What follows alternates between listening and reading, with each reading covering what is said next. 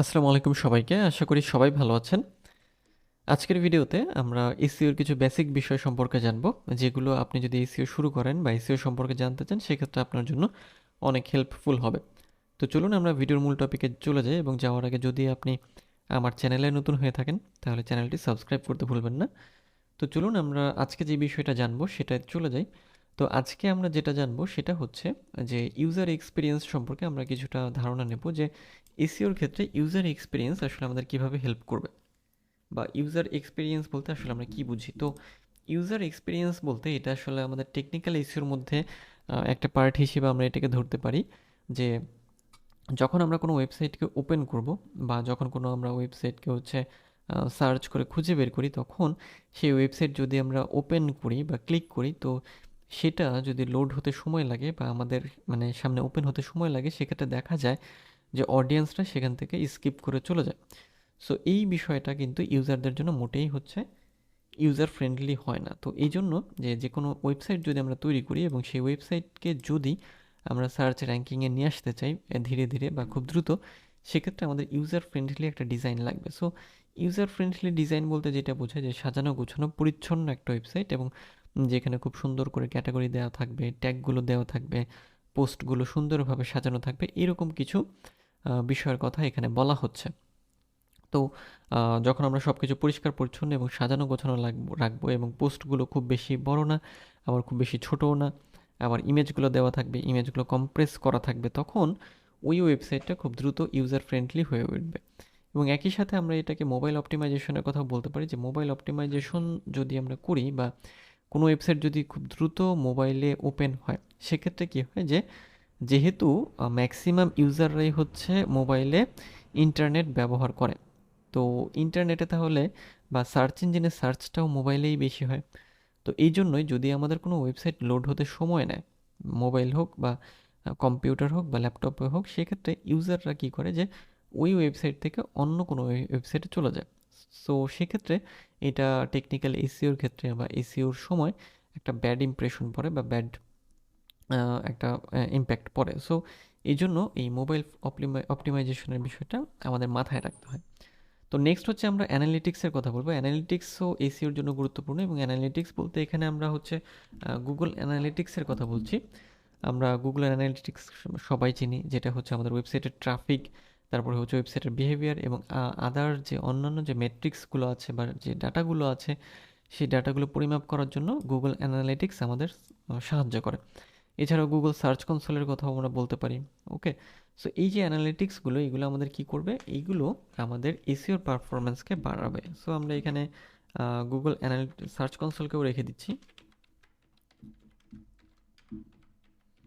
এটাও খুব ভালো একটা অ্যানালিটিক্স টুল, যেটা এসইওর ক্ষেত্রে আমাদের সাহায্য করবে। সো নেক্সট আমরা চলে আসি লোকাল এসইও সম্পর্কে। তো লোকাল এসইও বলতে আসলে আমরা কি বুঝি?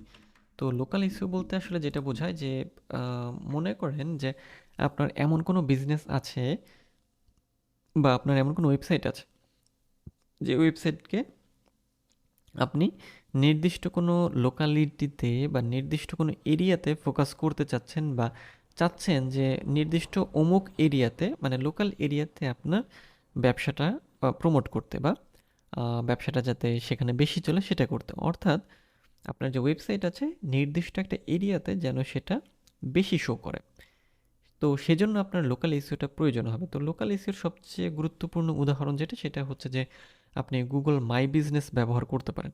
যদি আপনার কোনো ফিজিক্যাল শপ থেকে থাকে বা ফিজিক্যাল লোকেশন থাকে, তাহলে আপনি ওই লোকাল সার্চের জন্য, মানে আপনার ফিজিক্যাল যে শপ আছে সেই শপটাকে সার্চ ইঞ্জিনে সামনে নিয়ে আসার জন্য আপনাকে গুগল মাই বিজনেস ব্যবহার করতে হবে। এরপরে হচ্ছে লোকাল সাইটেশন। সো লোকাল সাইটেশনের ক্ষেত্রে যে আপনার যে বিজনেস যেটা লোকালি আপনি করে থাকেন নির্দিষ্ট কোনো এরিয়াতে, তো সেই বিজনেসের নেম, অ্যাড্রেস, ফোন নাম্বার ইত্যাদি দিয়ে আপনি সার্চ র্যাঙ্কিংয়ে নিয়ে আসতে পারেন এই লোকাল এসিওর মাধ্যমে। সেটাকেই আমরা লোকাল সাইটেশনস বলছি। নেক্সট হচ্ছে অ্যালগোরিদম আপডেটস। এটা সম্পর্কে আমাদের জানতে হবে। তো অ্যালগোরিদম আপডেটস বলতে আসলে কী বোঝায়, এটাও বেসিক একটা বিষয়। সেটা হচ্ছে যে সার্চ ইঞ্জিনের যে অ্যালগোরিদমগুলো, সেগুলো প্রতিনিয়ত চেঞ্জ হচ্ছে এবং আপডেট হচ্ছে। বিশেষ করে গুগলের বিষয়টা, কারণ গুগল প্রতিনিয়ত আপডেট হয় এবং নতুন নতুন অনেক বিষয় নিয়ে আসে। তো এই বিষয়গুলোতে আপনার আপডেট থাকতে হবে এবং নতুন বিষয়গুলো জানতে হবে এবং দেন সেগুলো অ্যাপ্লাই করতে হবে। তাহলে কী হবে যে আপনার এসইওটা একেবারেই যে আপ টু ডেট হবে এবং সবসময় সেটা সার্চ র্যাঙ্কিংয়ে নিয়ে যাওয়ার জন্য হেল্প করবে। এবং আরেকটা বিষয় গুরুত্বপূর্ণ আপডেটের সাথে সাথে, সেটা হচ্ছে যে এসইওটা একটা লং টার্ম প্রসেস বা এটা হচ্ছে অনগোয়িং প্রসেস। সো আপনি আজকে এসইও করলেন, কালকেই রেজাল্ট পাবেন বা আশা করবেন, বিষয়টা এরকম না। আপনাকে এসইওর কাজটা ধৈর্য ধরে করে যেতে হবে এবং দেন একদিন বলতে কিছু সময় পরে আপনি এর রেজাল্টটা পেয়ে যাবেন। ওকে, সো এটা অবশ্যই লং টার্মের একটা বিষয় এবং অনগোয়িং প্রসেস। তো এই হচ্ছে অ্যালগরিদম আপডেটের বিষয়টা। নেক্সট আমরা কিছু টুল বা কিছু বিষয় সম্পর্কে জানবো, যেটা আপনি যদি এসইও প্র্যাকটিস করেন বা এসইও জানেন, সেক্ষেত্রে আপনার এগুলো অবশ্যই প্রয়োজন হবে। তো প্রথমে হচ্ছে মজ, বা মজের নাম আমরা সবাই জানি, বা moj.com।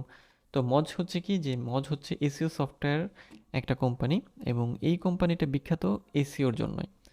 So Moj software for smarter marketing, আমরা মজকে এই নামেই চিনে থাকি। এবং মজ হচ্ছে একটা popular all in one SEO tool that allow you to explore and monitor a site parameters. অর্থাৎ আপনার যে ওয়েবসাইটটা আছে, সেই ওয়েবসাইটের যাবতীয় যে প্যারামিটার বা যাবতীয় যে মেট্রিক্স বা যাবতীয় যে অ্যানালিটিক্স বা গঠন, এটার ধরন ইত্যাদি অ্যানালাইজ করার জন্য বা অ্যানালাইসিস করার জন্য আপনার মজ ব্যবহার করতে হবে। এটা হচ্ছে moj.com। ওকে, সো আমরা প্র্যাকটিক্যালি যখন যাব আমরা মজের ব্যবহার দেখব। নেক্সট হচ্ছে এইচ রেপসটাও ভালো, এটাও হচ্ছে অল ইন ওয়ান এসইও টুল, যেটা আপনাকে এসইওতে প্রচুর হেল্প করবে। এবং মজের একটা ওয়েবসাইট আছে যেখান থেকে, সরি মজ না, এইচ রেপস, মানে মজের তো আছেই, সেক্ষেত্রে সে সাথে এইচ রেপসেরও আছে।